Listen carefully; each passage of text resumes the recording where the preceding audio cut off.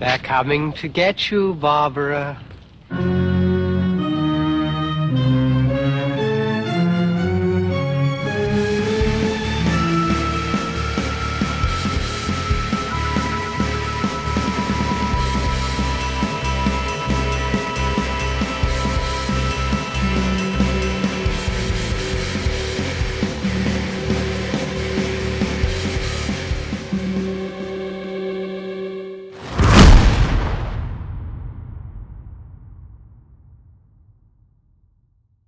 Now we're live, Sam. Now we're live.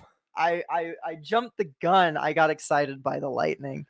Welcome to Slashlot, guys. As always, I'm Sam the Damned Lens, and joined today by my co-host, Casey the Killer Kelderman. How are you doing, Casey? I am doing fantastic, Sam. Very excited to do this episode and have all three of us here on the show today. It's very exciting. Yeah, I'd also like to introduce our other co-host, Blakenstein Ginnathan. Oh, yeah, Blake's not here today. Oh, yeah, Blake's not here. There's an empty seat next to me where there should be a Blake. There is no Blake. He's gone. We miss him. We've kicked him off the show. He has been fired. He has been sacked. But hopefully he'll be back next month. Yeah, I was going to say, no, Blake is not fired. He could not make it to this episode. He did make it to our double feature that we did of the topic, but unfortunately could not make it because of, I don't know, family. Family? I mean, come on. Come on. No excuse. Yeah, so we're going to miss Blake today, but we're also pretty friggin' stoked about the topic, which, what is the topic today, Casey? I forgot already. The topic for today is Will Smith movies. Will Smith movies. Dawn of the Dead, original versus remake, our second choice in this topic here, original versus remake. We did My Bloody Valentine a few months ago. Yep. And I think this is a really fun way to look at movies and especially more maybe in a positive light, hopefully.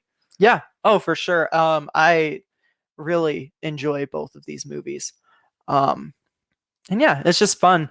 And correct me if I'm wrong, because I totally forgot about this until today. Our fan slash is Tim Allen. I haven't thought of one yet. I forgot about that as soon as I said Will Smith movies. I'm like, shit. Yep, we have a fan slashing to do. That's what a little tipped later it off on for me too. So I suppose we will we'll fly by the seat of our pants for that one. I'm excited to see what you come up with in the 30 seconds that it takes. We'll wait for that at the end of the episode, I think. Yes. Yeah. Fan slash is a good way to end it, especially when we come ill prepared. But we did prepare for the main topic, which we got to do a double feature of in the theater room of my apartment complex. Super cool. Super amazing. I love it. Yeah. Should we get into our fresh meat, Casey? Yeah, I definitely think we should, because fresh meat for you will take about an hour. So yeah, looking at the list of stuff that I have. Yeah, that sounds about right. Let's jump into fresh meat. God, I love that. All right, so my first recent watch of the past month, I watched Jacob's Wife, which is one that I was kind of hoping to get to before we recorded the last episode, and then just didn't. Mm-hmm. It is a vampire movie starring Barbara Crampton and Larry Fessenden. Yep. Fessenden. Mm-hmm. Okay, that's what I Glass thought. Eye picks Larry Fessenden. Yes. I really dug this movie. Oh my god. It's a new take on the vampire genre. And essentially Barbara Crampton plays this minister's wife. This small town pastor's wife who's just kind of complacent and just, going through life like, she doesn't really have a voice. And she's just mild mannered. And it's not like her husband is terrible to her. He talks over her a lot, and she's just living an existence that's not really living. And one day she gets attacked by a vampire, and those vampire tendencies as she turns begin to form in unique ways that bring her out of her shell, and she starts getting really like aggressive with what she wants, and it really throws her husband Jacob, the pastor, through a loop. And it's essentially just a marriage drama with a lot of vampires that crack people open like pressurized blood canisters. And I just, I'm gonna tell my kids that this is Marriage Story, because this is 100% my type of movie. They do some really unique things with the vampire genre. Bonnie Aarons, also known to most horror fans as Valak, the nun from the Conjuring series. She is the like master vampire in this, and oh my god, she's great. She's like Nosferatu by way of feminist life coach, if that makes any kind of sense. Oh god, I dug this movie a lot. The last shot of this movie is perfect. It's just, oh man, I can't begin to tell you how incredible I found Barbara Crampton in this. This is her best performance, hands down, and she has done a lot of great work. And she was in Chopping Mall, and you're saying. And she was in Chopping Mall, and I'm saying this. Yes, like there's a scene halfway through this movie where she is literally just like sipping on blood from a wine glass and rearranging furniture in her house, like picking up furniture one-handed and moving it around to a Concrete Blonde song. And it's hands down my favorite scene of any movie of this year so far. I loved it. Highly recommend everyone go out and check it out. It will be on Shudder, I believe, in June. This upcoming month, or maybe it's July. I think it might be later. It might be July. Just because of how they've done their RLJE films. That's true. Been a few months later. Yeah, I know it'll be this year sometime, like before the fall starts back up. But yeah, I know you and Blake have talked about this one a lot. I watched Creepshow 2 for the first time. Okay. First segment and third segment, kind of take or leave them. They're okay. They're not great. The Raft is incredible. It's a banger, isn't it? I loved it. Yeah. And I actually watched Creepshow 2 because, well, A, it was on sale on Vudu, and I was like, yeah, sure, $5. I'll pick this up. And B, Joe Lynch in his Pipe Screams episode of Creepshow talked about how it was very much inspired by The Raft, especially one particular scene with also Barbara Crampton at the end. Mm-hmm. And so I was like, yeah, I'm going to check out Creepshow 2. And I liked it a lot. I think that all of them were at least sort of strong. Pretty solid anthology film. And I like the animated wraparound. I actually think I like Creepshow 2 more than the first one. Just because of how strong The Raft is. Yeah. It builds the entire movie up, whereas I like the first Creepshow. I probably need to rewatch it again. Yeah. The standout segment for me with that one is the one that Stephen King is in. It's probably just because it's so loony. I'm right with you, and it's probably the worst one. Yeah, it probably is, but I love it anyways because it's just like it's so goofy. Meteor shit. So yeah, I really liked Creepshow 2. I thought the wraparound story was awesome, with the kid and his bullies and all that kind of stuff, and the creep kind of like taking him under his wing. That was cool. I rewatched Burying the X, starring the late Anton Yelchin, Ashley Greene from the Twilight series, and Alexandria Daddario. Yes. It's a Joe Dante movie. Have you seen this one? I have not seen it. It is some of the later Dantes I've not seen. Yeah, it's okay. It's not anything that's like, it's definitely not Dante's best. And I don't think it's the best of any of the three leads, but they all bring so much energy and so much fun to this. I think the script is kind of a bit of a letdown. Like it doesn't quite tap into its full potential. Because apparently essentially it's, Anton Yelchin's dating Ashley Greene, who's a bit of a control freak, a little manipulative and blah, blah, blah. She dies tragically and then comes back as a zombie. Well, he's already moved on. He's starting to date Alexandria Daddario. And obviously this causes conflict. It came out the same year as Life After Beth.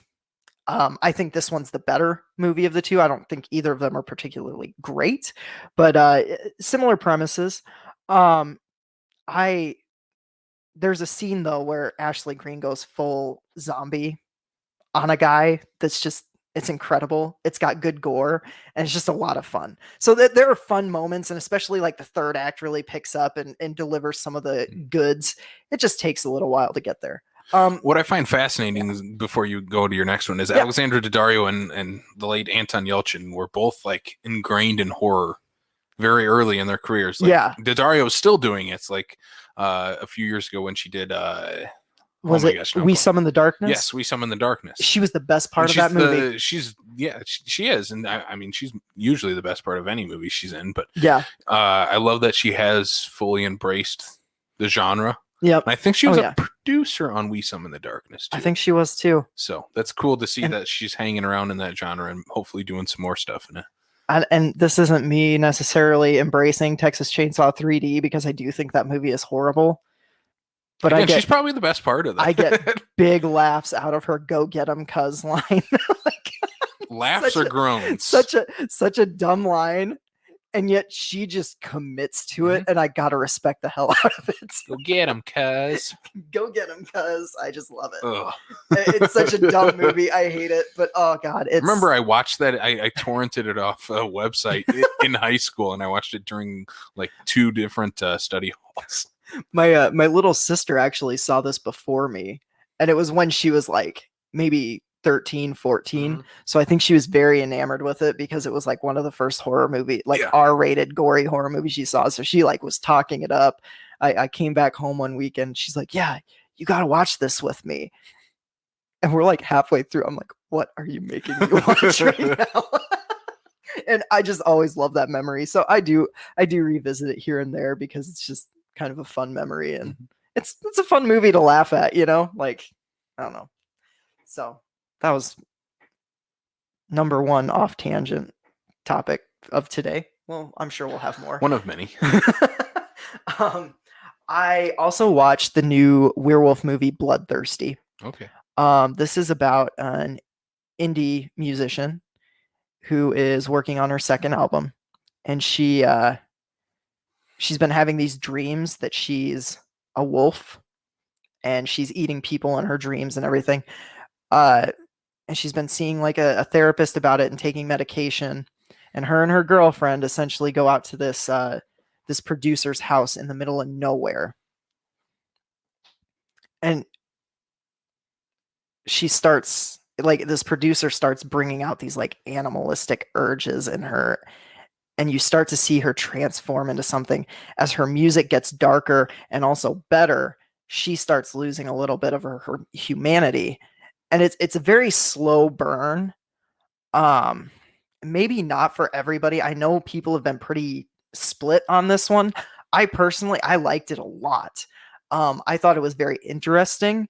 I think the ending, it's one of those endings where everything kind of all fits together a little too much, you know, like where it's like, oh, well, this is all connected. It just makes the world that it's in seem a little bit smaller.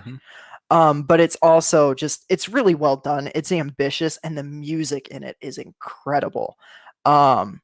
It's moody as all hell. And so like teenage emo me would have absolutely loved this movie. Like this, like as a teenager, this movie would not have left my DVD player for like months. So yeah, I recommend it. Where was this one on? I rented it. Okay. So actually I bought it. And it was worth it. Does it just come out this year? Yeah, it just came out this year. Like brand new from April. So I think, yeah. And so yeah, I recommend that. It was a lot of fun. As far as state screenings, I got to see The Shining at the State. This is my second theatrical viewing of The Shining in the last couple of years. We were both at the first one before we ever knew each other. Yeah, before we even knew each other, we were there. Oh my God, this movie just, I don't need to go into it. It's great. The State was an awesome venue to see it at. And I saw it at like 9:00 on Saturday. So it was as close to a late night screening at the State as I could get with it. And it was so worth it. I loved walking out into the dark, like alleyway afterwards and going back to my car. I was like, oh God, it thoroughly gets under my skin. It creeps me out. I dig it. I rewatched Tucker and Dale versus Evil, which is a perfect movie. I love this movie. Yeah, I do too. Yeah, we rewatched it. I don't know, a few months ago, and it still holds up remarkably well. Yeah, it's my favorite subversion of the horror genre post Scream. Yeah, I would agree with that 100%. Sorry, Cabin in the Woods fans. And that's coming from a massive Cabin in the Woods fan. I watched Cabin in the Woods every October. There was one October, I'm pretty sure I watched it 29 times. I'm not even kidding. I love Cabin in the Woods, but like Tucker and Dale versus Evil is just so much fun. And it's also a surprisingly sweet movie. Like I get invested in those two, and they're just bromance. I love it. I absolutely love it. I watched Psycho Goreman 2 more times this month. Because I had to show Maria, and the best movie of 2021. Yes. Oh yeah. So far, definitely best movie of 2021. Yep. Maria did not like it as much as I did. I think she probably had a few of the same complaints as other members of our group that have recently watched it did. And they are wrong. They are wrong. Looking at you, Andy the fat dude. Future Schmucky nominee is in this movie. Don't you forget it. I wonder if part of it is like I don't know. She's kind of explained it to me, and I don't want to speak for her, but yeah, she didn't care for it quite as much as I did. But I love this movie. I could. The little girl is a dick. Oh yeah, 100%. Like it's so endearing that she's such a dick. It really is. I just love it. This is the movie this so year for that movie I could see myself watching in the double digits this year, to be totally honest. Not to go on a complete Psycho Goreman tangent, but that movie doesn't work if that girl is not that aggressive and annoying. Yeah, exactly. Because how does Psycho Goreman like interact with any other human being? He would not act that way against anyone else. And yeah, I love it. I absolutely. Yeah. I'm just itching to rewatch that damn movie. The dad is just the best line in the whole movie comes from him, where the wife is pleading for him to just get out of the truck, and he just looks at her. He goes, "How's this for lazy, Susan?" He puts the truck in reverse and drives out. And like it's played up as like he thinks it's his big hero moment, and he just screwed over humanity. It's the best. Like I love it. And that's one of the best things about that movie is that you're literally rooting for Thanos. Yeah. Essentially, it's just you're rooting for the world ender as the Avengers or whatever superhero team comes to stop them, the Power Rangers. Right. You're like, kill them. And oh god, I love it. It's hands down my favorite movie of this year, and it's going to take something pretty special to knock it off of that pedestal. But we do have a Halloween movie coming out later this year, so I'm also prepared, just in case.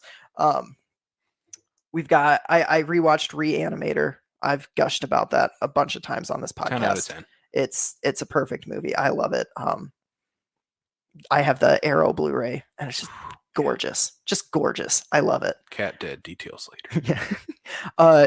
Not to that, like, I'm not getting any money for this, and not to plug, but like Cavity Colors just released a new Reanimator line. I want the Who's Going to Believe a Talking Head shirt.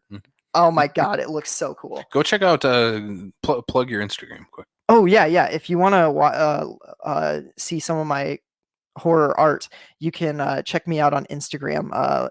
Lens on Film, because your Reanimator drawing was just incredible. Yeah, thank you. I really have. Which I need to have you send that so I can put it on our store so I can just buy it. Yeah. Let's do it in a lime green color. Yeah. Oh god, yeah. Let's do it. Okay, we'll do it. So Reanimator shirts coming soon. I showed Maria 2 of my favorites of 2020. The Wolf of Snow Hollow, which we've talked about that at length. It's the best movie of 2020. It's right up there for me. I love it. And then Dead, which I think she liked Dead a little more. I think she was taken aback by Wolf of Snow Hollow. It wasn't what she expected it. She liked it, but she was like, it was just so much. And I'm like, yeah, I think that's you know, the point is it's sensory overload at times. And so she's expressed that she wants to rewatch it. Kayla felt the exact same way. I'm like, because after I'm like, well, what'd you think? She's like, oh, I liked it. Like, I don't know if it was like funny or dramatic. And I'm like, yeah, I loved it. It's one of those that just like, it's a peg that's not going to fit into a hole at all. Like oh God, I love it. Can't wait for his next one. Can't remember what it's called, but I'm ready for it. I also watched, I know you watched this one, so we can talk about this one. The Boys from County Hell. Yes, that was on my list too. Oh my God. I'm kind of glad Blake is here to shit on this movie. Oh my God. When I saw his Letterboxd rating, I'm like, what is wrong with you? No, valid opinion. Yeah. Just totally wrong. No, we're not going to speak for Blake. And I really do get what he was coming from. Oh, I do too. Even if we compare it to like, you know, Wolf of Snow Hollow in terms of being a dramatic comedy while including monsters. Yeah. Well, yeah, Wolf of Snow Hollow blows this movie out of the water. Yeah, for sure. Because this one Wolf of Snow Hollow is essentially a 5 out of 5. Yeah. And this one is for me like a 3.5. I think so. Yeah. I really enjoyed it. Again, I'm loving the subversion of vampire lore in here in the last year. That's why I'm excited to watch Jacob's Wife, because we gushed about 10 Minutes to Midnight, which is another subversion of vampire lore, and this one is too. I love that the town is like it's basically where Bram Stoker got the inspiration for Dracula. Yep. And they're all like, F Bram Stoker, F Dracula. We got the real legend here, even though they call their bar Stoker. The Stoker, yeah. I just, this movie, the characters were a little grating at times. And like some of the relationships right away weren't clear, at least to me. I was kind of like, wait, what are these people to each other kind of thing? And the female lead, I didn't realize was the same character. Like she showed up in 2 different scenes and I thought she was 2 different people. Yeah. I didn't like understand her relationship with everybody at the beginning. Yeah. And once you sort of got into it later where it was like, oh, okay, this is this person. This is this person. It just wasn't super clear right away. But that said, I love what they did with vampires on this movie. I mean, can we talk about?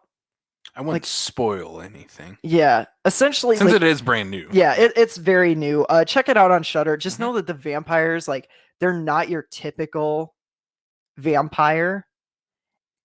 And holy crap, does what they do what they do with the vampire power set in this is terrifying to me. I think this is one of the scariest vampires that we have gotten in a movie in a long time. Like, we've had fun vampires and we've had like creepy vampires. This one is like straight up fucking terrifying. It has a great cold open too with the couple sitting in their living room. It hooks you right away.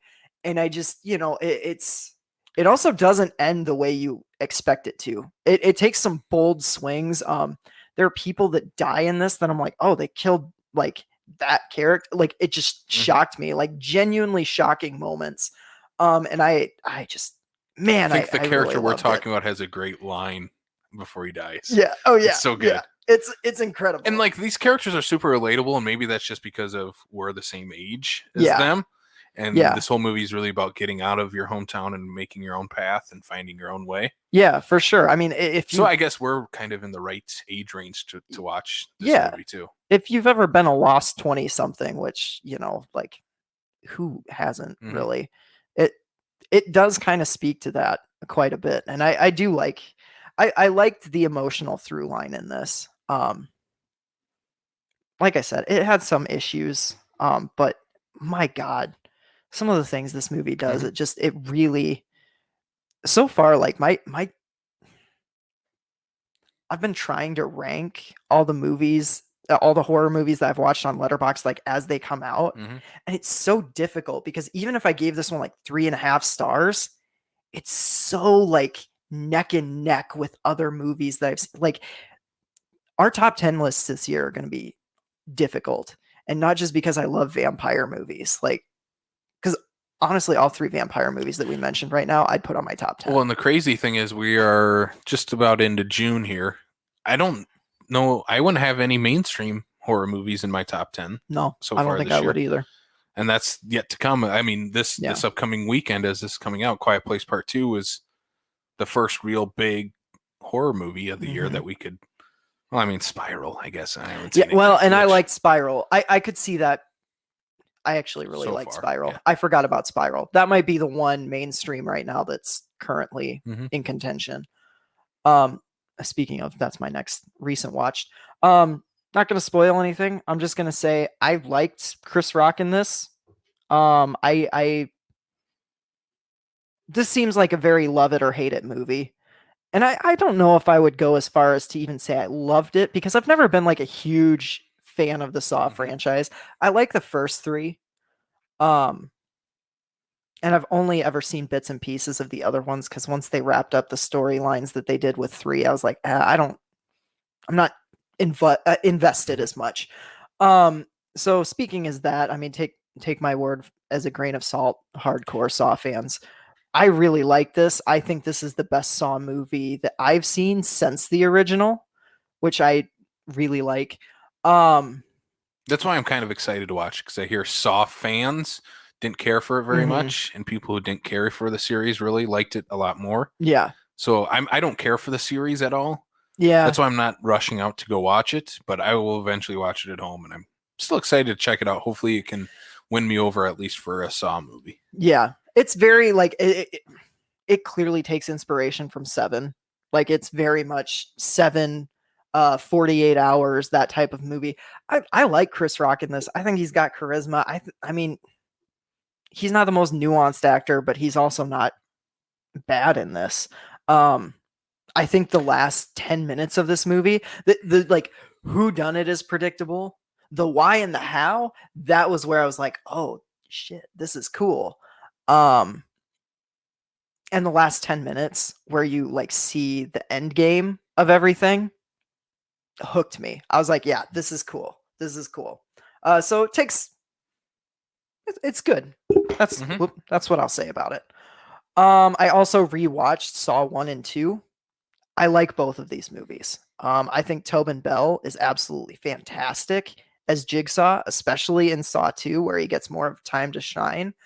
I mean, damn, like both of these movies, I don't know if I'd necessarily consider them favorites of mine by any means, but I do really appreciate what they do. Because they're the 2 movies that really like try and tell a good story before it falls into the, I mean, not to be punny here, but the franchise essentially falls into the trap of being gore over story. And I don't mind gore, but you got to have something behind it, you know? And granted, like Saw 6, I know deals with like healthcare and all that, but I really like the first 2 because I feel like they show some restraint. So I liked them on my rewatches. I hadn't watched them since high school. They were fun. We did the White Zombie watch along. Yeah. Watch along. So you can check that out on YouTube. It's a fun movie. Bela Lugosi's really good in it. I rewatched Scare Me, which made my honorable mentions last year. Showed that to Maria. I still have some issues with it. It's not perfectly paced, but some of the things that they do in this movie are really inventive, like a really creative way to get around having no budget, essentially. And there are some genuinely creepy and tense moments. It's just that there are also a lot of down times in this movie where it's like, nothing's really happening. Chris Redd comes in towards the third act, gives it a little shot of adrenaline that it needs, and I love that. Josh Rubin has his new movie coming out this summer, Werewolves Within, and I could not be more excited for that, because I think this movie pegged him as a director that I want to watch, and the teaser for Werewolves Within looked really fun. And I know they just put out a full trailer, and I haven't watched that because I'm going to try and go into it as blind as possible. I also rewatched The Invisible Man, 1933. I love this movie. Mm-hmm. I think all of James Whale's Universal Monster movies are 5 out of 5 stars for me. He just, what he does with these works, and I love that movie so much. It's so dark and humorous, and it's just like, Claude Rains is fantastic. Maybe the original dark comedy. Yeah, it really is, and I dig it. I dig it. And what I love about it is you can see him get more confident with what he's doing, from like Frankenstein to the Invisible Man to like the pure camp that is Bride of Frankenstein. You see that natural progression where he starts leaning more into the comedy, and I just love it. I love it. So that to me is like a perfect trio of movies. And throw in the old dark house. Yes. Yeah, for sure. That's like our Scooby-Doo reference. I have to reference the old dark house every episode we do. And I have to at least go, oh boy. Old dark house. Like zoinks. Hashtag dooheads. Hashtag dooheads. Yeah, and then I finished up Creepshow season 2, which I know you did too. I know we're very split on the finale. I did not like it. I thought that it felt very stretched out for time. I know there was the Marilyn Manson segment that they cut, and I wonder if this was originally paired with that, and they just used the like video game, like the wraparound, the video game creep. Oh yeah, yeah. Like, the wraparound is really bad. Yeah, like I like that they're trying. The first to, like, one, the first half of the wraparound was fun. Yeah, because it was just straight up Night of the Living Dead video game. Yeah, and that was cool. I didn't mind that, but like then it continued into the end, and I was like, just didn't need to be that long. And the same thing with the actual segment. I mean, it involves going into movies, essentially, like a virtual reality machine that goes into movies, and like half of the episode is stock footage of a movie that like no one's really seen, which it made me want to go out and watch. Is it Terror Train? No. What was it? Like, what Christopher Lee movie? Horror Express. Yeah, yes. Horror Express. And so which might be in the public domain, so we might be able to do a movie night. That would be cool. I would do that. Yeah. Like the movie itself looked good. I just wasn't invested in the story itself. I don't know. I know you had a different opinion. We were promised. I get that, because we were promised, him going into Night of the Living Dead, and that's just kind of the last maybe 3-4 minutes of the segment. Yeah. So it would have been cooler maybe to see him go into other different movies first, and then ends up in the Horror Express to get our story. Yeah. Of like him, meeting his childhood love, like right. Falling in love with her and stuff. And I don't know, it just felt like a Twilight Zone episode to me more than a Creepshow episode, which I was fine with, because I don't know, it just really worked for me. I thought Justin Long was really fun. Again, an actor that just kind of has fallen into the horror genre and likes to hang out in it every once in a while. And I thought the integrating him into the movies looked really good. Yeah, it was cool. Like it was especially very for inventive. a low budget show like Creepshow. Like it looked really good. Yeah, there were definitely good moments of it, and like I like the concept. I like how they did it. The story did not grab me. It felt like it dragged on a little bit too long. Yeah. That said, the episode right before that one, Pipe Screams, directed by Joe Lynch. I love that one. It's like Leprechaun meets the Blob meets the Raft. And hot damn if that's not one of my favorite Creepshow segments ever. I loved it. Also starring the incomparable Barbara Crampton.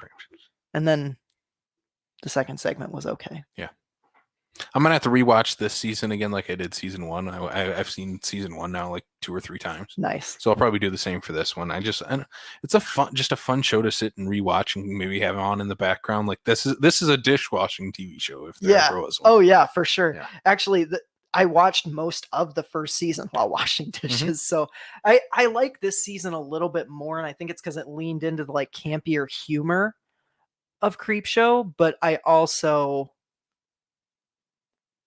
don't know. I think I need to rewatch the first season because I feel like I'm a little more harsh on the first season than I should be, given my taste in horror. you know. Mm-hmm. So I think that there's some bad segments in the first one, though. Yeah. I think that it just goes with any anthology, TV show, movie, whatever. There's exactly very few that can nail every single segment of a season or a movie. Yep. And then I just have one more, which I know you've watched. Army of the Dead. Yeah, I did watch. Which kind of relates to our. Do we want to wait for that one then till last? Yeah, we'll wait and then for we'll that till segment last. that into Dawn of the Dead's. Yeah, that sounds good. That sounds good. I'll run through mine then. Okay. Sorry, I took so long. So you only took half the time I gave you, 30 minutes. Okay, that's not too bad. I'll take up the other 30. Okay. So I speaking of new 2021 movies, I watched Separation, the new William Brent Bell movie from the director of The Boy and The Boy 2 and The Devil Inside. He also did Stay Alive, which is the only William Brent Bell movie that I enjoy. I like The Boy. I actually liked The Boy. The Boy was okay. Yeah, it was fun. Yeah.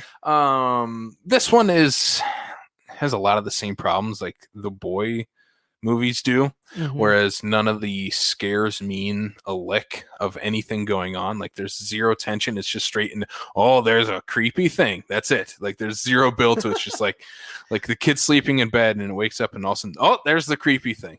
Like zero suspense, zero camera movements leading up to the scary moment. It's just there it is.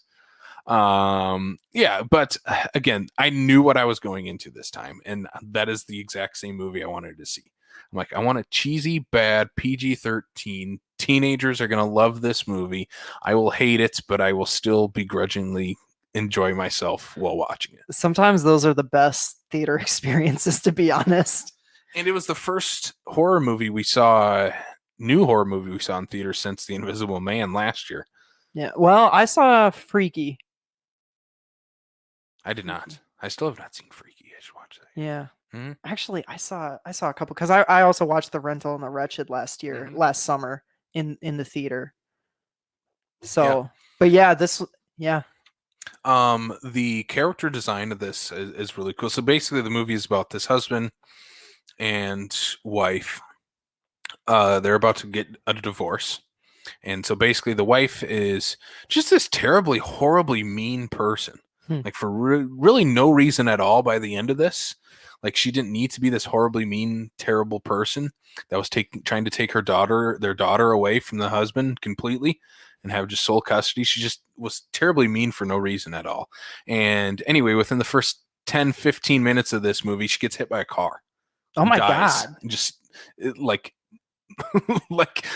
when it happens, I started laughing. It was so bad. Like it's like one of those type of getting hit by a car. And so like the first 15-20 minutes is like Marriage Story or Kramer versus Kramer, which William Brent Bell is not equipped to try to do either of those as a director.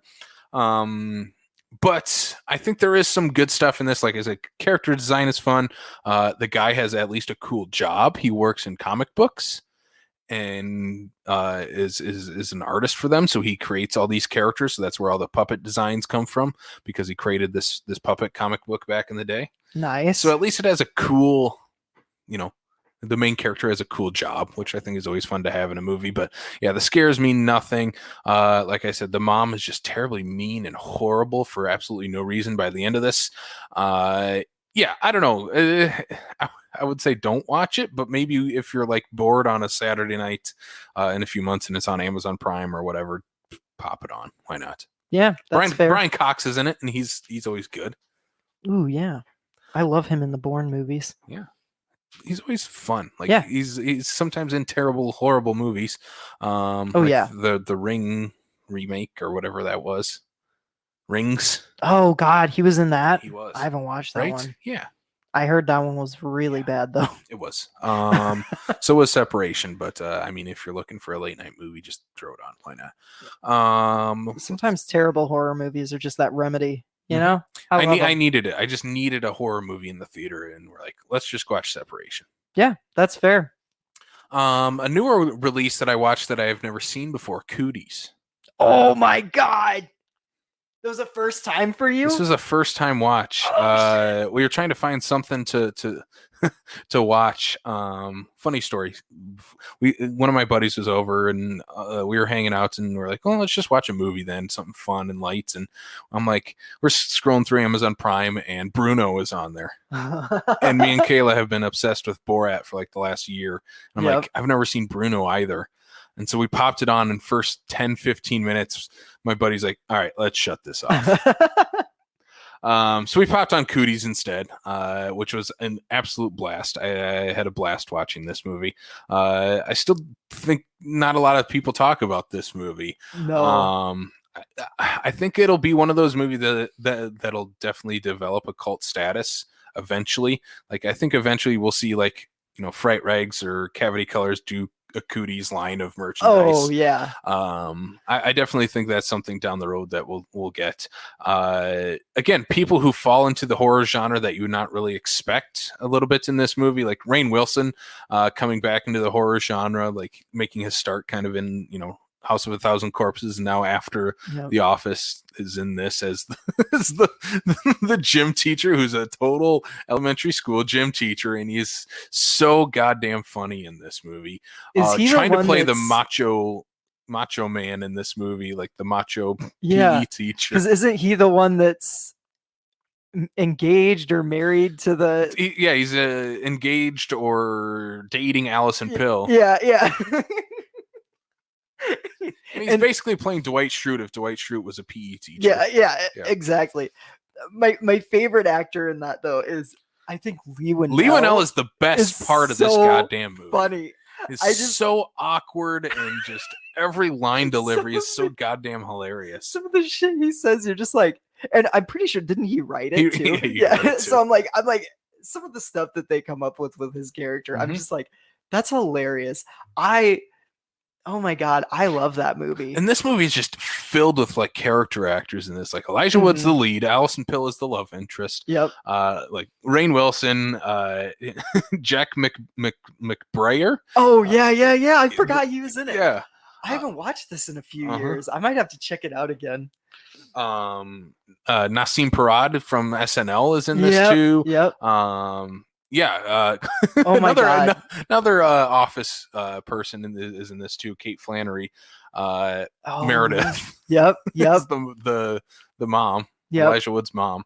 This movie's just a blast. The guy from Lost is the crossing guard. Yeah. Oh god. Who eats mushrooms as the kids turn into zombies. The crossing guard is so funny because he's so oblivious to everything going on. I love when the parents come to pick him up and like all the teachers are just like, oh, thank God, it's over. And it is not over by a long shot. And I love that this movie just doesn't hold back, that it is just kids as zombies, and we don't ever see really. I don't think there's any adults as zombies. I don't think there is. I don't think there is. I think that's super ballsy, and maybe that's why no one talks about this movie. Because it is straight up kids as zombies. Yeah, because isn't it even like a rule that it's not affecting adults? Yes, that's right. Yeah. Because those who haven't gone through puberty yet. Yes, that's what it is. Yeah. Because they find the girl. They eat chicken nuggets that have like some sort of strain in them. Yeah. Growth hormone or something. It made me never want to eat chicken nuggets ever again, though, from the opening credits. I was about to say, because doesn't it show? Oh, they make chicken nuggets for schools, yeah. I turned it off the first time I watched it because, like, I couldn't watch that. I was like, oh god, nope, I'm done. And once I went back to it and I tried it again, and I just kind of like stomached it through that part. And oh god, shit, I love that movie. Yeah, that would make like a great double feature with like Tucker and Dale or something. Oh yeah, for sure. So I'm going to throw back here quickly. I don't have too much to say about this movie. The Leopard Man, which is one of the 40s, 50s movies Shudder had on for a while. Okay. They had a couple different collections in there. Basically, it's like this leopard escapes from this like sideshow in this town and starts killing people, and it starts like spreading panic throughout throughout the city, and people are trying to wonder if it's actually the leopard that's continuing to kill people or if it's a person. So it's kind of like a fun little mystery in there. But nice. I don't know. I didn't love it. I think it's like an hour long, which is fine. And I think like if you're bored on like some afternoon, why not check it out? It's a fun little mystery movie. But it's not like a standout from that era either. Yeah. I've been pretty impressed with the way Shudder's been going back to those like not necessarily black and whites, but just like older movies that really like have been looked over. You know, I think there are a lot of movies that are finding new resurgence because of that. I mean, Chopping Mall was one of those. I don't know if anybody knew about Chopping Mall before it got put on Shudder. You know, I mean, people probably did, but like it's one of those streaming services that is really curating some really cool lost films that are now finding new audiences, and I just love that. Yeah, I love Shudder, and it's like Shudder and Tubi are like the two go-tos for horror movies for me. I know. I need to get on Tubi has a lot. more. I really need to get on Tubi more. I just never think to. You know, one movie I watched on Tubi because it was just about to leave. I'm like, God, I haven't seen this movie in forever. Frozen from Adam Green. Oh my god! Yeah, I hadn't watched this movie in a long time. It's still just as brutal. I think Adam Green is this is easily his scariest movie that he has ever done. Oh, for Definitely sure. the most tense, but still has the same type of humor that is involved with like the Hatchet series or the TV show, which I'm blanking on. Holliston? With Holliston, yeah. Which there is some Holliston references in this. Is there? Yeah. Including Adam Green and Joe Lynch being some of the extras on the ski lifts. That's awesome. And the Iceman, what's his name? Plays Iceman in the X-Men movies. I'll look him up here. But his name in the movie is Joe Lynch. Oh, really? Yeah. Yeah, I haven't watched this since when did it came out? Like 2010? Sean Ashmore. Yeah, Sean Ashmore. So yeah, when it came out in 2010, I think I watched it with friends, and the scene that I remember the most was the hands on the. Oh my god, that really got me. And I remember really liking this movie. I haven't watched it in probably a decade.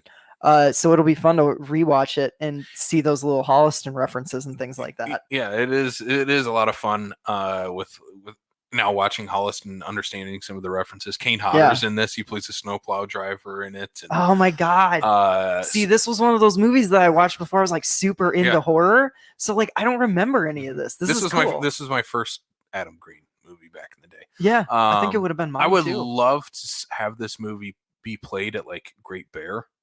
Like that's a like thing I would just love to do in Sioux Falls is play this at a ski resort. Like, that would be I think dope. That would be so awesome.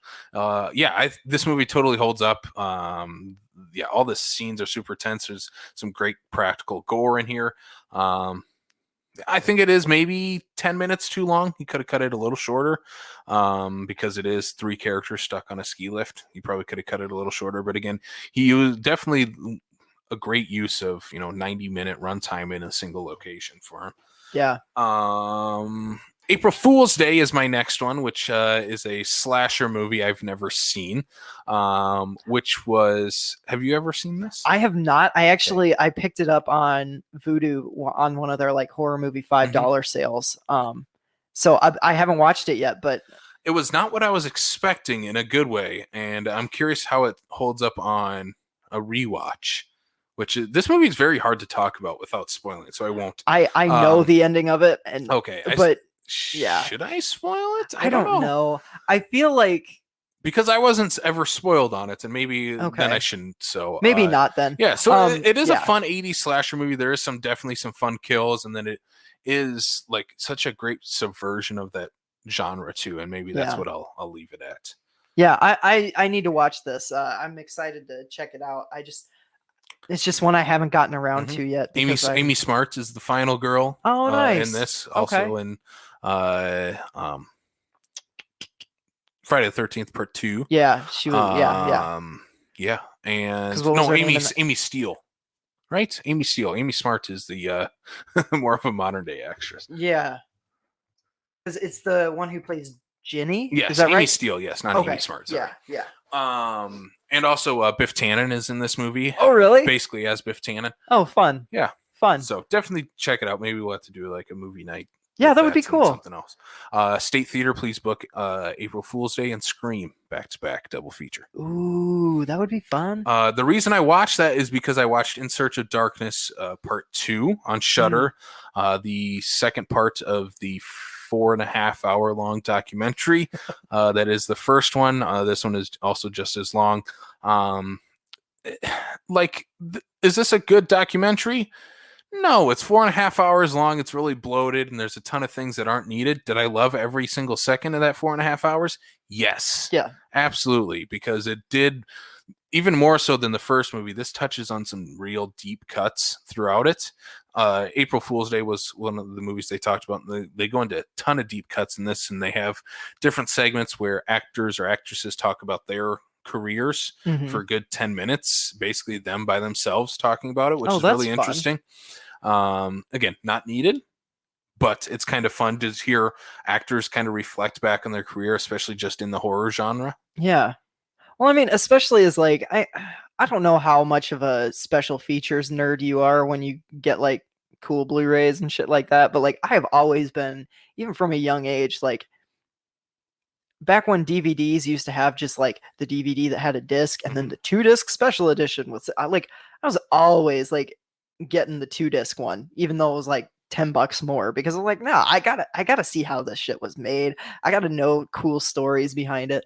Like that's always been my thing. So I really like the first In Search of Darkness, while admitting that it's not a great, like it's not a really super well put together document. No, I don't know if I would say that, but there's not a narrative to the documentary. Yeah, exactly.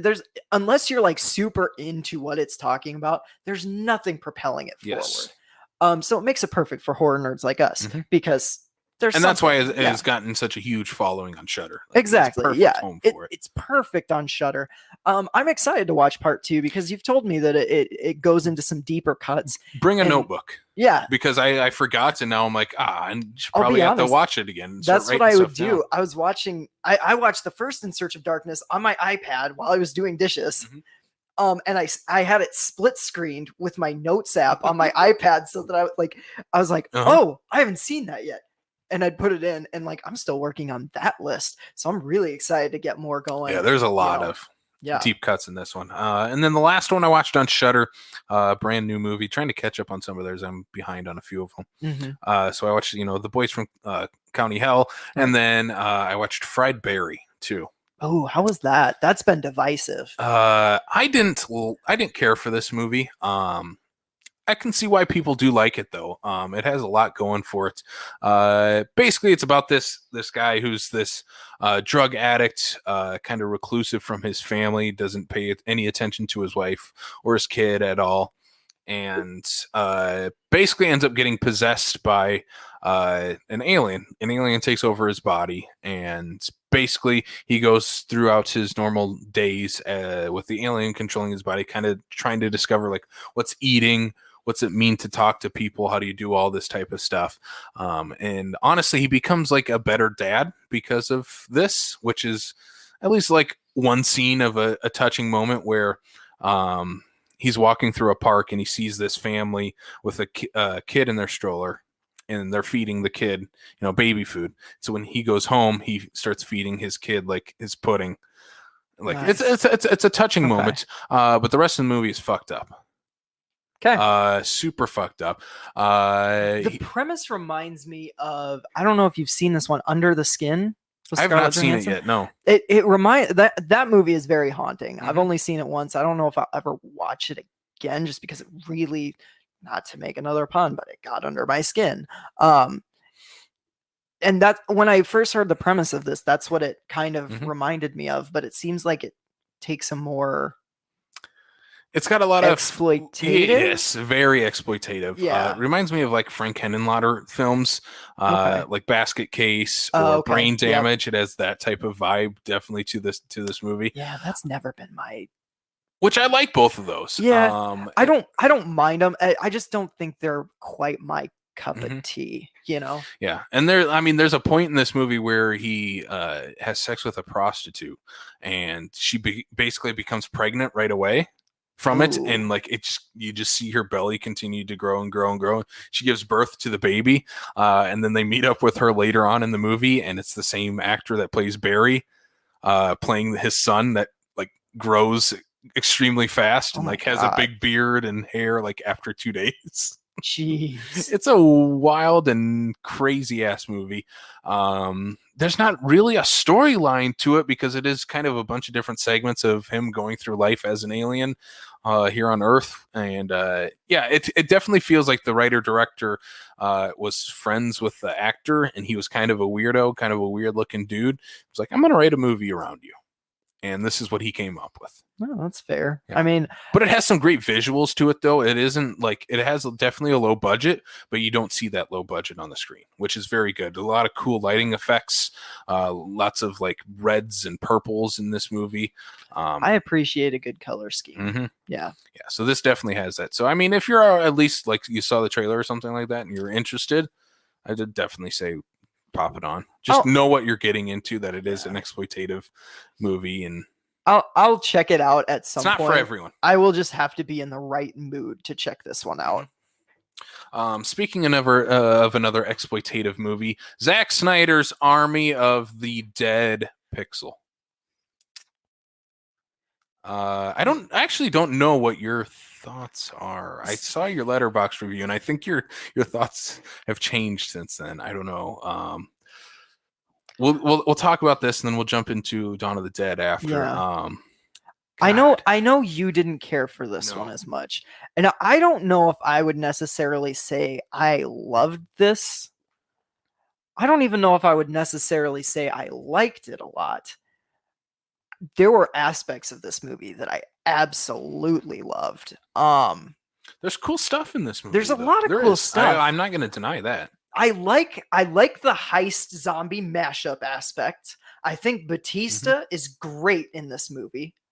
The stuff that they do with the zombies, having it be like, oh, there are beta zombies and then there are alpha zombies who are organized, and they're like, that's the army of the dead. I loved all that. The fucking zombie tiger Valentine. Oh my god, that's cool. A great idea to have. And it was so like, I know this is the animal lover. This is like little animal rights activist in me, but like the fucking tiger, every time it came on, I know it was like mauling people, but all I wanted to do was like scratch it under the chin. I was like, oh my god, I love this tiger. God, like I'm getting super excited about the parts that I love. Don't worry, I'll bring you back down. Yeah, like so I love that. I loved the queen zombie. I thought she had was a good look. Yeah, had a great look. The stunt actress that played her was so fucking good. Like there was stuff in this movie that I really liked. The heist stuff was incredible. See, I didn't think they used the heist element to its fullest extent. I think when it loses the heist, when it stops, like, I mean, there's essentially a point in the movie, without spoiling it, where the heist becomes inessential. It's not like, and now it's just survival, and we need to get out of Las Vegas before it gets nuked, apparently. Yeah, and I'm just like, once that happened, I was kind of like, oh, the third act goes over a cliff for me, and I think part of it is. The issue is like, clearly Zack Snyder had a lot of emotions like regarding his daughter, right? And it feels like he was very much therapeutically trying to deal with that in this movie. And I respect that. The problem is the daughter character, for me personally, is written A, super thin. B, she's irritating. She's annoying. She's angry for reasons that you don't really know until the end, and then when it happens, when she like kind of explains herself, it just falls flat. And then she makes the dumb decision at the end of the movie. She's that dumb character that makes a dumb decision just so there's going to be tension in the finale. Mm-hmm. And I hate when movies do that. I hate it. Zack, you're set during the zombie apocalypse. Like, you have enough tension already. Yeah, like of them just trying to get out. Yeah, they did not need to add that extra.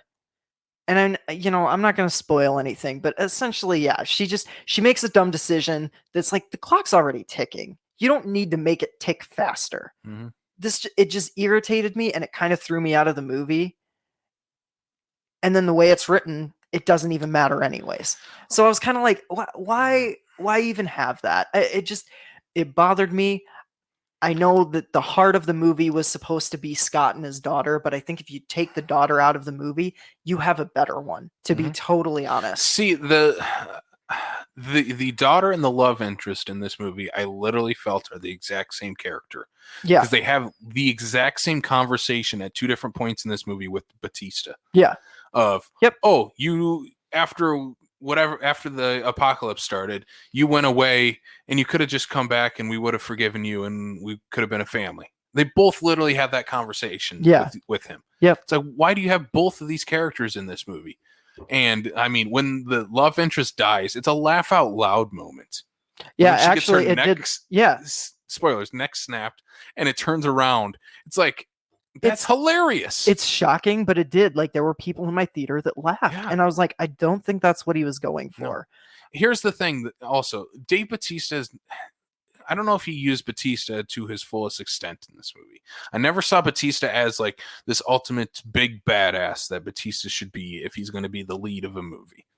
He should be the Vin Diesel of this crew. Yeah. He didn't ever or the Rock, of the crew. He never really felt like that to me. And also his dramatic chops aren't like what you can build a movie or a story around. I will especially say, with a love interest or a father-daughter relationship. Yeah. He does fine in them. I'm not saying Batista's bad. Because I love Batista, and I'm glad to see at least he was in this and he's the lead of the damn movie. He's really the only big name in this movie. And I think the thing with him is you can see him getting better. Mm-hmm. He's working on his craft, and I think that's awesome. Yeah, there are things that fall flat, but I don't know how much of that is Batista and how much of it is the writing. Okay, the writing in this movie is goddamn horrible. Yeah. Zack Snyder should not write his own movies, and we'll talk about that with his Dawn of the Dead. Why that movie works is it's written by a competent screenwriter, and James Gunn. Whereas Zack he meanders too much in his scripts. They're very cliche. This movie did feel like it was like the Aliens script, but like changed for the zombie apocalypse. And like a lot of the same problems I had with his Justice League Snyder cuts are the exact same problems I have with this. It's just way too long. I'm not invested in any of the characters. There's a 15-minute tacked on ending that's like, what does that have to do with anything you were doing in this movie? Yep. It's like you could have cut that. Why is that in this movie? This movie does not need to be 2.5 hours long. There's a point in which when Batista and his daughter are like up on the roof and the helicopters, up there, and I'm like, okay, here's the ending. We'll have our, Batista will fight the main alpha zombie, and then they'll fly off into the sunset. That's the end of the movie. Sweet. And I paused it just to check how much time we had left. I'm like, there's 35 minutes left of this movie? Yep. There's 5 minutes of story left. How are you doing 30 more minutes of this movie? Also, can we talk about how Zack Snyder didn't really know what he was doing with his zombies in this movie? Did you catch some of the things like in this movie that didn't make any sense in terms of zombie lore? There's a point at the end where they're fighting in the casino. Okay. And one of the zombies gets shot in the face, and it looks like a Terminator skeleton underneath. Oh yeah, yeah. Did you see that? I've heard. I didn't notice it, but I noticed it right away because it was silver underneath where like should have been like the skin, and he had blue eyes too. And I'm like, what the hell is going? Why are you introducing this now? And I've seen the screenshots and things like that, and like it's become a news story now. I haven't rewatched it. I want to rewatch it because there's also aliens in the beginning of the movie. Yeah, I did notice that. I did notice that. What was he doing? And the thing is I think Netflix is looking to make this an entire universe, which I'm like, hey, all the more power to them, whatever. Except the movie I heard that they're going to do next is with that annoying German character. Oh, see, I liked him. Oh, I thought he was fun. I thought he was irritating. a lot of fun. I wanted Batista to shoot him. See, I thought the daughter was irritating. I like that guy, but I digress. The movie's too long. It is way too long. The movie is too long, and like it doesn't have a lot of focus. I also watched this right after Spiral in the theater. So like my sister and I went out. We went to Spiral. Loved Spiral. Got out of the theater. I was like, God, Army of the Dead starts in 10 minutes. You want to just go buy tickets to Army of the Dead and go see that? 6 hours in a theater, and especially with like the pacing of this movie, I think it dampened my like I said, there are parts, I mean, you heard, I got excited about this movie. There are parts of this movie that I loved. But God, by the end of it, I was just like, okay, I need to go home now. Like, I've been in the theater for 6 hours. The story is wrapped up. I don't care what goes on past this point. I want to go home, I wonder if watching it at home and maybe even chunking it like I did the Snyder cut will help me like it a little more. You know what I mean? I mean, that's totally your way of going to watch. That's how I watched it. Is it? And I paused it, every 30 minutes to switch over laundry, let the dogs out, whatever, right at home, and it just there was a point I'm like, do I want to finish this movie?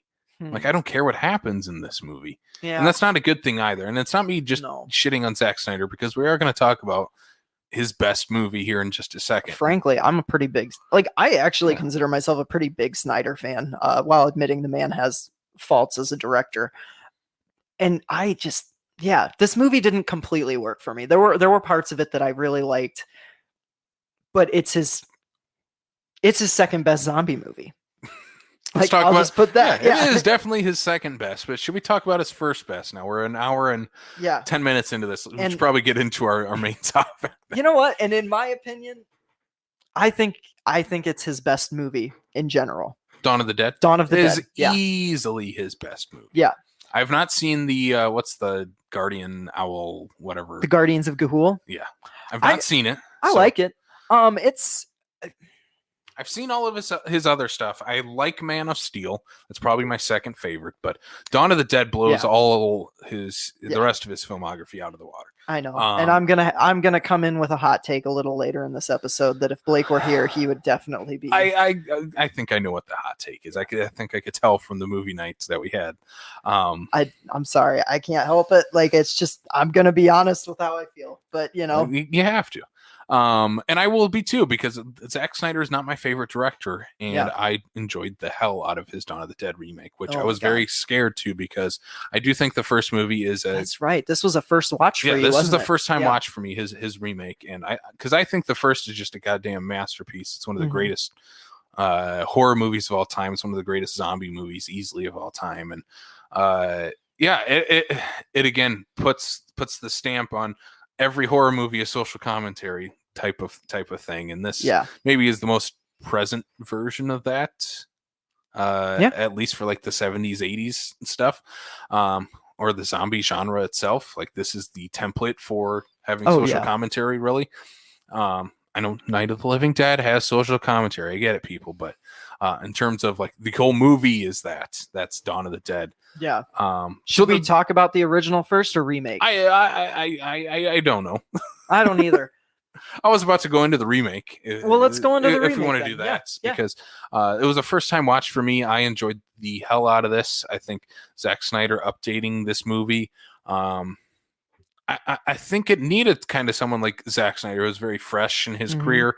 This is his first feature movie. First feature, yeah. And kind of just brought this new light into it while paying homage to the original, having the original actors appear in throughout the movie. You also have it set in the mall, but it's a very different version of being set in the mall. Oh, yeah. 100%. Well, that's the thing. Like, what I like about the remake is that it does take it takes reference from the original, but it really is its own thing. I mean, there's not a lot of, oh, this is from the original. This, like, and honestly, that's what I like about remakes. That's what I dig about them. I don't like remakes that do the same shit. It has enough callbacks that you're like, Yeah. okay, they at least recognize that. They recognize the importance of the original, yeah. but they don't.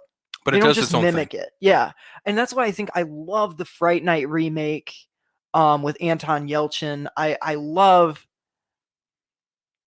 Oh God, trying to think of a couple other ones. The Evil Dead remake. Yeah, the Evil Dead remake. I mean, they do their own thing while paying respect to what came before it.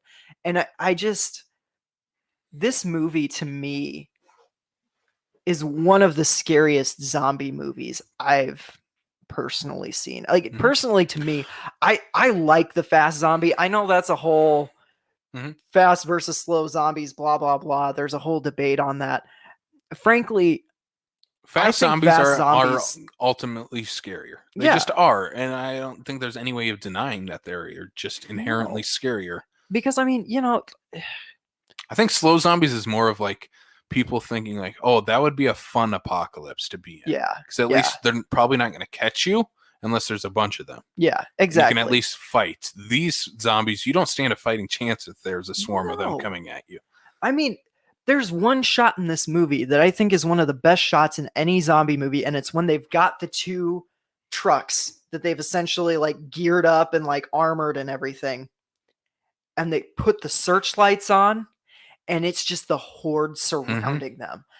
And holy shit, the magnitude of that shot looks utterly hopeless. It's gorgeous, but it's also that shot hits and you're just like, there's no fucking way they're getting out of this. I love that. I mean, there is just this like, it looks like two boats in the ocean in the middle of nowhere. Yeah, that's what it looks like. Yeah, and it just, man, this movie just, the fast zombies paired with like, you've got more characters in this one than you do the original. And I think with the more characters,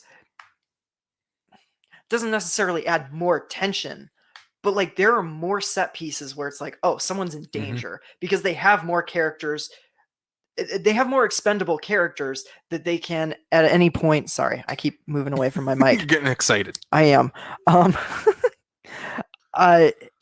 There are more expendable characters that they can utilize to like up the stakes again, and it's also a faster paced movie because of that too, having more characters. Well, and that's the thing. I know I'm not going to keep speaking for Blake or anything, but I know Blake was like, oh, they got to the mall too fast and all this stuff.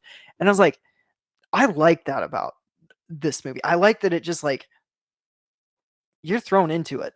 That scene at the beginning where the neighbor girl comes in terrifies me. I remember watching that as a teenager and like almost pissing myself because I was just like, oh my God, like what is this? Like it was like the second movie we had watched of the night and we were in this dark basement, all my friends and I had to pee, but I wasn't going to be the one that got up and walked through the dark. And after that happened, I was like, nope, I gotta pee. Like I just gotta pee because if something like that happens again in this movie, I'm literally gonna piss myself. Like, oh my God. I dig this movie so much. I'll admit there are flaws. There are the Snyder pitfalls that are in every single one of his movies. It's sometimes it's almost tamed in this. Yeah, though. It is. Like the slow motion is definitely tamed. Yeah, it's not as slow-mo heavy. I mean, but there's also like a bunch of dude bro stuff. Like, did we need a montage of like Ty Burrell like banging the blonde girl that literally I think is just there to have sex? Like she doesn't do anything else in the movie. I'm like, you forget she's in the movie. Yeah, you really do. And then all of a sudden you're like, oh man, that girl, like I thought it was the nurse at first, the main character. When the sex scene came on, I'm like, why would she be? Oh, it's that girl. Like, it's just why even have her in the movie then? Like it's for that. Yeah, but it's a movie that didn't need TNA. You know what I mean? Like Army of the Dead. Yeah. Army of the Dead has that in the opening credits too with the burlesque dancers. Exactly. Did you need that, Zack? Yeah, like we don't. I'm not a prude, like I'm not. We're on a horror podcast. Yeah, like Chopping Mall is my favorite, and that has such gratuitous, ridiculous nudity in it. But like, I like pepperoni. But it just I don't know. It hits different when it's from the 80s for some reason. Yeah. But like, this movie isn't perfect by any means, but oh my God, I just find it so intense throughout. Like, it doesn't let me go ever. I'm never at ease when I'm watching this movie. And I love that about it. So. Yeah, I mean, for this movie, it has that early 2000s color palette to it that pretty much every horror movie where had everything's like bathed in green light for some reason. Yeah. Like The Ring had it, Saw, Hostel, like all the early 2000s movies do, and that definitely adds to the uneasy feeling of this movie too. Oh yeah, and like we said, it's grimy. Yeah, it is very grimy. And the zombies are. I definitely do think the zombies are scarier in this movie than in the original. It's just, again, it's just because they're fast. They're a little bit smarter than the ones in the original Dawn of the Dead. And I also think, like you said, having more bodies in the mall definitely adds. I don't know if it adds more tension, but it at least, like I said, makes it a faster paced movie. Yeah. Makes us care about our leads a little bit more because we know that they are not safe. Yep. If other people are getting picked off. We also need to talk about pregnant lady in this movie. That movie and Zombie Baby. Zombie Baby. That scene really goes Zack for tries it. to do the same. Tries to mimic that shock value in Army of the Dead and doesn't work as well for. Yep. For me. Definitely it works in this one. Oh, it does. That scene is haunting, and I know it affected Blake quite a bit, and it is. It's very haunting. God, I wish he were here because I know that he later, when the dog's in peril and I was freaking out about that, he's like, I just watched a baby get shot. Shut the fuck up. But it was a zombie baby. Yeah. So it was just like, it was really not the most relatable character in the movie, the dog. Yeah. The dog is the best character, and it makes. Yeah. Oh, for sure. I think I put in my review on like Letterboxd, like it gets 4 out of 5 stars because the dog because lives. it didn't. Yeah, because they didn't kill the dog. Yeah, and I love that as part of the story too. Whereas like the zombies won't attack; they don't want the dog meat. Yeah, they want human flesh. Which again, that's great zombie lore to add to it. Right. Within like how many different zombie movies we had, and obviously trying to remake a Romero King of the Zombies movie, adding that type of element to it, and I love that. And I think again the best relationship in this movie is Ving Rhames and the guy across the road who owns the gun store. Yeah, I can't remember what his name is, but zero dialogue together. Yep. It's just them playing chess or telling messages to each other. Yeah. And it's one of the more endearing relationships in the movie. And we can attest that to Zack Snyder, but I also think that this script by James Gunn, very early in his career, I mean, at this point, the only mainstream things he's done have been the 2 Scooby-Doo movies. And actually, this came out the same year as the second live-action Scooby-Doo. Mm-hmm. This is one of my favorite scripts from him. Because it doesn't have an ounce of. I think Snyder needs writers like that don't overindulge. Like when Gunn writes, it's to the point. Like he knows what he wants to do with it, and he just does it. There's no real melodrama in this movie, really. Yeah. It has some few elements of that, I guess, of like having love interests. Couple characters having love interests and being in peril and the dog in peril, and obviously that is all needed in a zombie movie, but it is never like pausing the action to stop and talk. Like Army of the Dead has a few times where it's like, do you guys really need to talk right now? Like there are zombies like out there, like there's zombies coming, there's a nuke coming in less than an hour. Are you really going to stop and have a heart to heart at this point? Like realistically, no, you would not be doing that. And so and that's the thing. Like I think that Snyder needs writers who are less indulgent than he is to really rein him in. You know, I don't know who wrote The Guardians of Ga'Hoole, but that movie's like, I think 100 minutes. And it's fun, you know, like it's a good animated kids movie. It's gorgeous. It's gorgeous looking. He should do more animated movies for sure. But like it really depends on the writer that he's with. Like if the writer is willing to rein it in, I feel like he has a great eye for visuals and he can make scripts pop. He just needs one that's not going to be, you know, Chris Terrio's like 400 pages long scripts, or rely on him as a director to direct his actors to these big dramatic monologues and heart to hearts. Like it doesn't feel like that type of director. Yeah, exactly. Like he's definitely, I think he's trying to create more substance with his movies now, but he's always been a style over substance director. And not to say he should stick with that, but like he needs to learn how to do the dramatic beats more effectively. And I think that's where Dawn really... Or have a script that lends itself more towards the relationships are inherent into the script more so than relying on him as a director to get them portrayed on screen. Yep. I think you're right. And like his, you know, usual Zack Snyder stuff is in this like subversion of having certain songs play underneath. Oh yeah, for sure. Like he does great needle drops. I really like, I know people shit on like the Alleluia stuff and all that, but I think his needle drops are always on point. I think the zombie needle drop at the end of Army of the Dead, so fucking good. Oh, I hated that one. I loved the needle drops in this. You know, the Richard Cheese couple songs that he has in this movie is great. And again, this has callbacks to the original Dawn of the Dead, like the melancholy aspect of them living in the mall and stuff and doing that. And again, I think that does it in a like if you gave Zack Snyder the George A. Romero script from 1978's Dawn of the Dead and told him to direct that, I don't know if he could.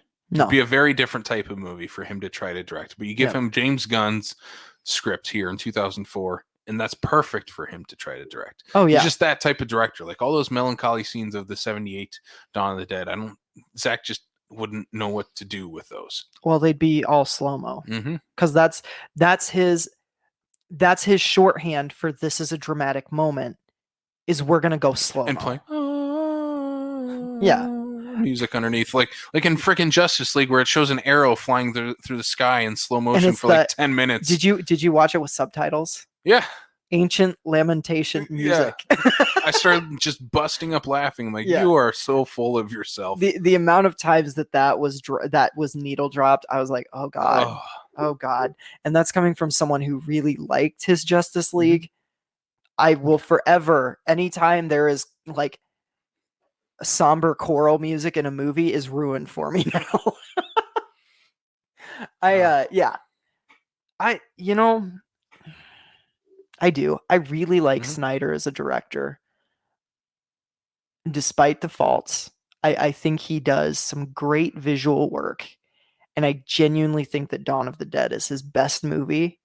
And honestly, it's one of my favorite zombie movies. Yeah. It's a great horror remake, can definitely fall into that category of great horror remakes out there, and ones that can stand up at least with the original and be in sort of the same conversation, or in Sam's case, I think, better than the original. And should we jump into the original? We should jump into the original. Before you all hate me, if you're listening to this, I rated them both 4 out of 5 stars because I'm fully aware that the original is an important, groundbreaking film, and I did enjoy it a lot. I just will always reach for Snyder's before I reach for the original. It's my personal preference. I don't know. Yeah, I get it. I understand it. But Dawn of the Dead 1978 is a 5-star movie, Sam. Come on. I love this movie. But saying that, and I said that to you and Blake after we watched this, is I think all 3 of Romero's first of the Dead movies are 5-star movies. It's just it depends on the day in which I would rank them and stuff. Like, yeah. Watching it this time, though, I think I would put day and night ahead of it. But I have a feeling like I'll watch Night of the Living Dead again. Like, well, no, that's the best. And Dawn second, and then Day, and then, or I'll watch Day of the Dead again. And I'm like, no, that's the best. And then Dawn, and then Night. It's just, it's hard to rank them because he created 3 masterpieces within the same genre that don't rely on the other movies within that series to hold it up. Yeah, I would agree with that. I think that what Romero did for the zombie genre can't even be overstated. I mean, and that's why I'm glad we watched White Zombie. I'm glad that's why we watched White Zombie before we watched this, because we kind of got to see the evolution of the quote unquote zombie, because I mean, that one's voodoo zombies. Voodoo zombies and mind control of Lugosi controlling the undead. Yeah, which is dope. Which is very cool. Like, we need more. We need more voodoo zombies nowadays. Voodoo zombies. I really think that if there are people that are willing to throw me or Casey a few $1,000, we would do a voodoo zombie movie. We'll definitely do a voodoo zombie. So if you're listening, rich people, I love I love this movie. I really did. I thought the first like 20 minutes to half hour of this movie were super strong, super haunting. I mean, the raid on the apartment is A, just rife with social commentary, and B, absolutely just shit. It's hard to watch. It really is. Like, you start to sense the panic, you start to sense the gravity of the situation, and even though it's not necessarily as like balls to the wall, like 80 miles an hour on the gas pedal as Snyder's opening, it still throws you right into it. It gives you the gravity of the situation. It's like shit's going down. There's zero time to breathe in his opening of this movie, where it starts off in this newsroom of just chaos, people running around, people talking over each other, news broadcast is going while people behind the scenes are yelling and talking to each other, and people are threatening to leave or stay, and the music is building up underneath all of this. Like, it's just this huge high tension opening that is just incredible, and the score in this movie is just so goddamn good. Oh, tremendous. Like schizophrenic as shit, but very good. The issue I run into, honestly, is like some of the mall stuff just feels repetitive to me. And that's kind of why I like this. This movie is little. So if you're going to go into an actual, like, if the zombie apocalypse was ever going to happen and you can only bring one movie with you, you should probably bring Dawn of the Dead, because that will show you how to survive. It's so procedural of how 100% you survive a zombie apocalypse. It literally takes 20 minutes for them to drive up a hill, get buses, come back down, park them in front of a... That sequence was great. In front of the doors, get out, hop into your car, drive back up, grab another one like that. And like, not to harp on, Zack Snyder, but he would have just done that in a montage. Well, I mean, he essentially did when they put together the armored buses or whatever. Did it all in a montage. Whereas Romero would have shown you them building every single piece of those buses at the end of that movie. For sure. Yeah. And I think that's the thing. That's why I rated them the same, because I think both of them do things really well, but there were just other things, like, I don't know, some of the tension gets lost for me in the scenes where they're just kind of living. And I know that's the point. Like, it's like, oh, this is actually kind of what it would be like once you got into a safe space. It'd be pretty mundane, like, what are you going to do?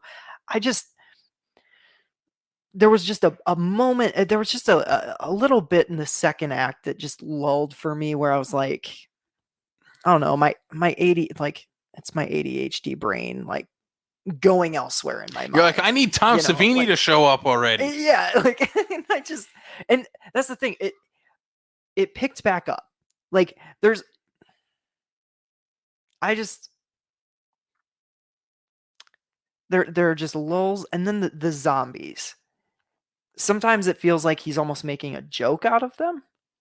I mean, I know we talked about it where, like, they're running through a horde and essentially they're just like shoving zombies over. They're slapping them in the face and shit. And like, I definitely think he does do that. He definitely makes a joke of them, or at least the characters make a joke of them. Like, this is not a threat anymore. We just need to push them out of the way, get our food, get our supplies, and we'll head back upstairs and we'll hide out. Except I don't think the tension is ever gone within the zombies, because we know that threat is constantly there, because we saw in the beginning how frantic it was with all the zombies in the opening. And again, when we have the one character who kind of has, like, he feels like he has ADHD too, where he is like super hyped up about everything, and they have to tell him, like, slow down, settle down, get your head in the game type of thing. And when his character, gets bit and ends up dying, like, again, that shows like no one is safe. Like, you can treat this as a joke, but you still remember you're in the middle of the zombie apocalypse. There's undead always around you and always a threat. Oh, and that's the thing. There are so many things about this movie that are super effective. And I should mention, like, I thought I had seen this movie before. Because I'd watched Night of the Living Dead, and I thought Day of the Dead was the one I hadn't seen. I hadn't watched any of them since, well, I'd watched Night, but I hadn't watched any of the Dead movies since high school. I think this was actually my first time sitting down and watching Dawn of the Dead from start to finish. And I wonder if on a rewatch, when I'm like, I know what's gonna happen, it does make me wonder if it'll move up to like a 5-star movie for me too, because I think the potential is there for it. It wasn't quite what I expected. I think I like Night of the Living Dead and Day of the Dead more, but that could change. I feel like I'll be like you, because I'm real wishy-washy with that. As we sit here right now talking between you and I, Night of the Living Dead and Day of the Dead, I wouldn't want to pop on before I watch Dawn of the Dead again. Right. Except, like, I'll watch those, like I said, and I want to pop on Day of the Dead. Yeah. So it's just one of those things where, like, when you have someone like Romero, who consistently who has put out 3 masterpieces, all in separate decades, which is incredible. It's hard to say, oh, this one's better, this one's better, this one's better. Because I will agree that I think Dawn of the Dead is a masterpiece. I might have only rated it 4 stars, but there's no other movie like it, even as other of the Dead movies. Or even the remake. I mean, it's literally like, it is a one-of-a-kind movie. And I would love to watch it again in, like, a couple months to a year. At the State Theater in 2 years. Yes. Listen up, State Theater. Stephen and Allison, please play Dawn of the Dead. Or play all 3 Romero original. I would drop some serious buck for a triple feature, State Theater.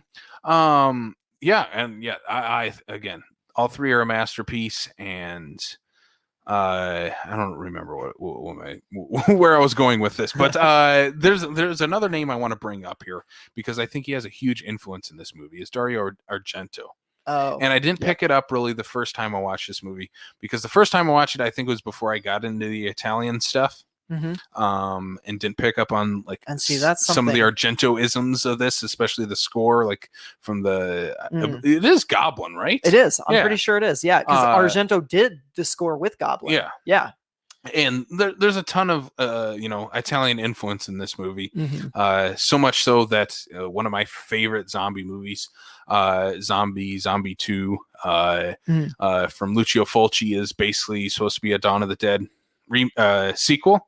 Has nothing to do with this movie at all, but that's why it has the title of Zombie 2.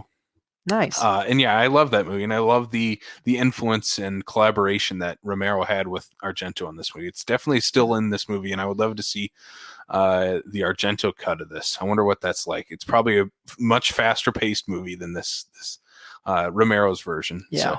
So, because Romero, I haven't been able to convince myself to drop, however much, $80 on that box set for Dawn of the Dead. I know. I could convince myself the Friday the 13th one, because I'm like, well, that's at least 12 movies. Yeah, that's 12 movies. One movie. One.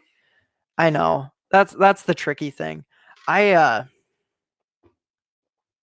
I don't know. Like, for some reason, the like deliberate pace of Night of the Living Dead doesn't bother me as much as it did with Dawn. But I'm also thinking back to like the first time I watched Night of the Living Dead. And like I feel like I had a lot of the same complaints. And now I really would rate that movie 5 stars. And I've watched it probably 6 or 7 times. I love that movie.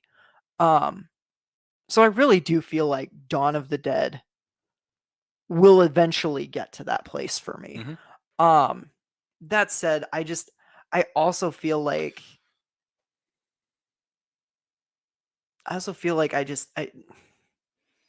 Snyder's Dawn just it's quick, it's dirty, it's in and out, and I just if I'm looking to be like, oh god, zombies, like that's the movie I'm gonna reach for. You know what I mean? As we kind of like are getting our final thoughts, I think, out here, what I will say is for both times we've done original versus remake, what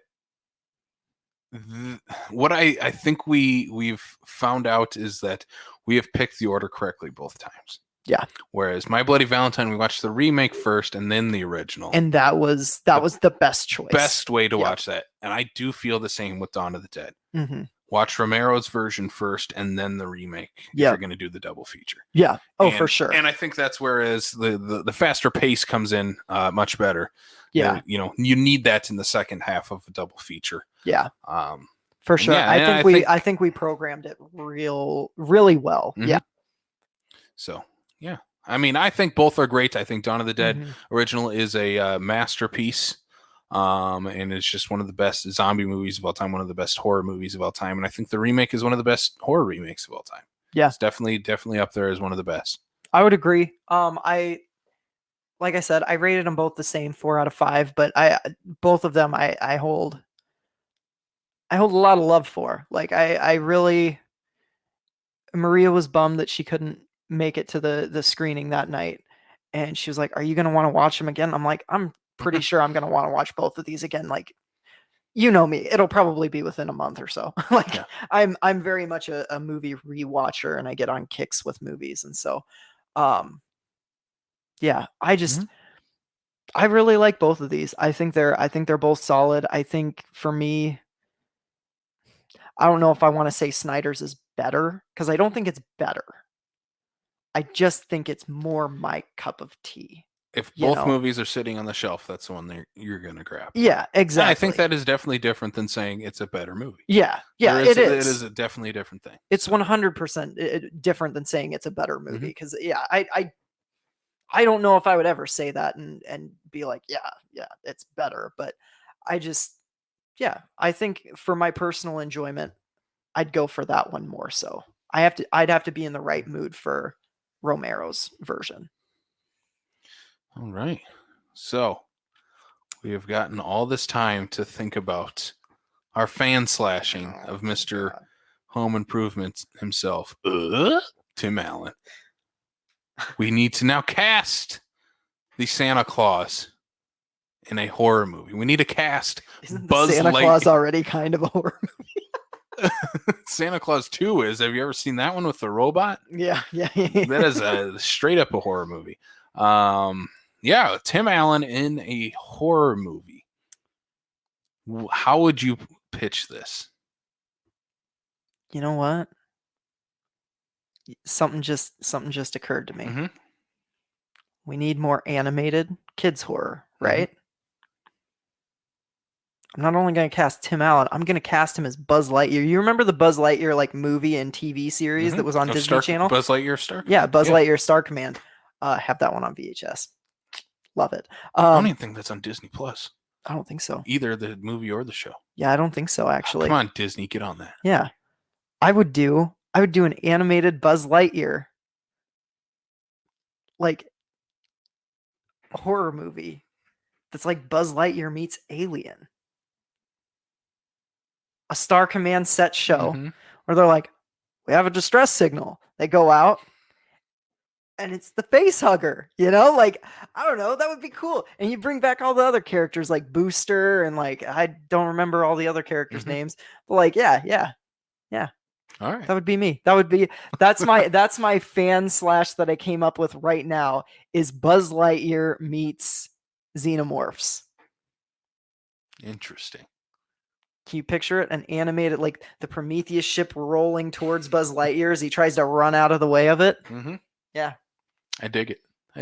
I would watch that. And make it R-rated for the kids. Man, I'll probably go kind of the same route as you then, because Tim Allen, if I'm going to set this in some sort of reality, Tim Allen is not going to do an R-rated horror movie where he's the slasher killer or anything like that. So it'll be a kids horror movie, which we're always proponents of, kids horror movies. Yes, kids horror. We need more of it. So I'm trying to think of where he would fit. And for me, like, because he is in the Disney family, if we are ever going to do a Haunted Mansion remake, why not have Tim Allen play the dad? Oh, I could totally see him being the goofy dad. Mm-hmm. Yeah. Like he could totally do that.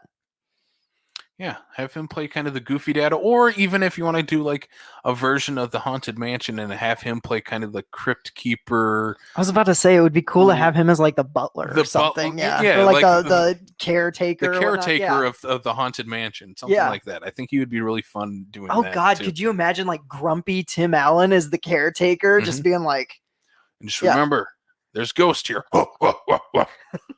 You can do the whole shebang as Tim the Tool Man in. Yeah, I like that. I like that a lot. Yeah. I would watch that. He should have been in the Eddie Murphy one. He should have been. We need to find a way to put that one on here just so I have a chance to rewatch it. What, the Eddie Murphy one? The Eddie Murphy one. I haven't watched it since I was a kid. Yeah, I was about to say. I remember watching it as like, God, I was probably in like 5th grade when I watched that. Mm-hmm. I remember the McDonald's toys. The ending actually kind of scared me a little bit, where like the ghost gets dragged to hell or whatnot. Ooh, I don't remember anything about it. I don't know. Like I feel like someone got dragged into hell, and like, you know, as like a kid growing up in like a pretty religious household, like that scared the shit out of me. It's like, oh my God, if we go to the wrong house, I could get dragged down to Satan. Satan? Yeah. Let us know out there. 2 questions, I guess we have. Which version of Dawn of the Dead do you like better, the original or the remake? Romero versus Snyder. And what movie would you cast Tim Allen in if it was a horror movie?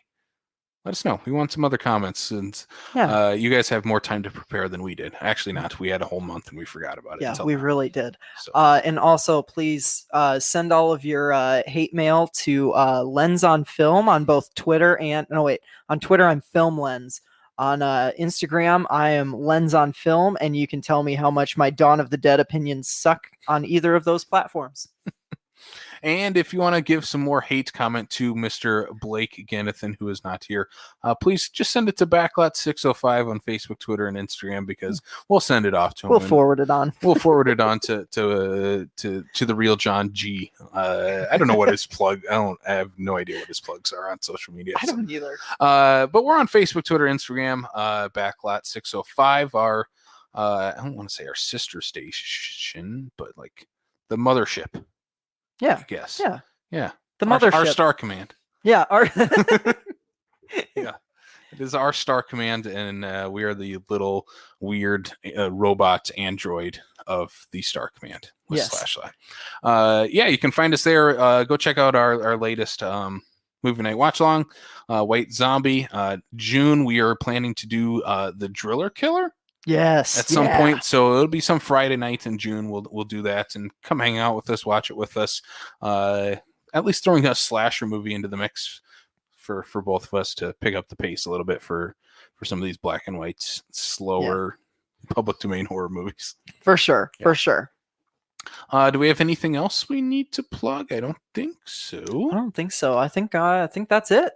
That is going to wrap things up then, I guess. So Sam, you want to give us a little sign off? Yeah. Hey everyone, thanks for checking out Slashlot with us today. We'll see you next month. Spook you later. Spook you later. They're coming to get you, Barbara.